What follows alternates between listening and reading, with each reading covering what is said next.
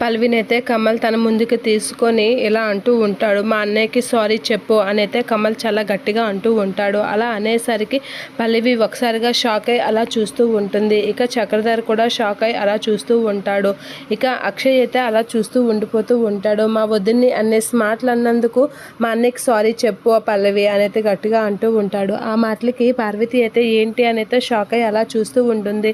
ఏంటమ్మా అలా చూస్తున్నావు? ఆ రోజు అన్నయ్యతో చక్రధర్ మామయ్యకి సారీ చెప్పించావు కదా, మరి ఇప్పుడేమి పల్లవి తప్పు చేసింది కదా, తప్పు చేసింది కాబట్టి పల్లవికితో అన్నయ్యకి సారీ చెప్పించు అనేది అంటూ ఉంటాడు. ఆ మాటలకి పార్వతి ఏం మాట్లాడకుండా అలా చూస్తూ ఉంటుంది.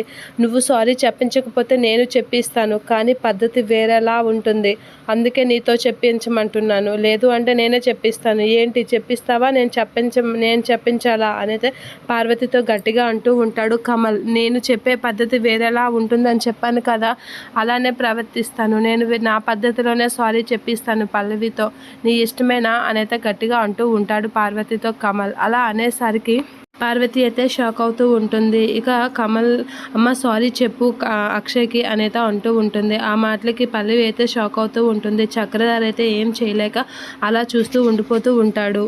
తప్పు చేసినప్పుడు సారీ చెప్పాలి కదా, చెప్పు పల్లవి, నేను చెప్తున్నాను కదా సారీ చెప్పు, అక్షయ్కి సారీ చెప్పు అనైతే పార్వతి చాలా గట్టిగా అంటూ ఉంటుంది. అలా అనేసరికి పల్లవి ఏం చేయలేక సారీ బావగారు, అవని అక్కని అనేసి మాటలు అని ఉండకూడదు అనేది అంటూ సారీ చెప్తూ ఉంటుంది పల్లవి. ఇక చక్రధర్ అయితే ఇక అయిపోయింది సరే అని చెప్పి అక్కడి నుంచి అయితే వెళ్ళిపోతూ ఉంటాడు. అలా వెళ్ళిపోతున్న చక్రధర్ని అయితే, చక్రధర్ మామయ్య గారు ఎక్కడికి వెళ్తున్నారు, మీరు కూడా అన్నయ్యకి సారీ చెప్పండి అని గట్టిగా అంటూ ఉంటాడు.